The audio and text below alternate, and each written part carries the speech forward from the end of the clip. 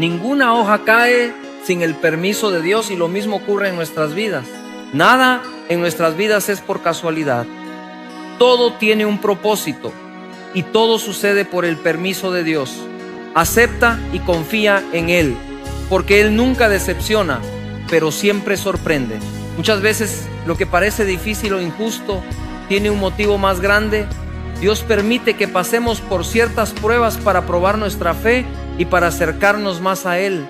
Él conoce la fuerza de nuestro corazón, la dimensión de nuestra fe, y jamás nos llevará a un lugar donde su gracia no nos alcance. Nada sucede por azar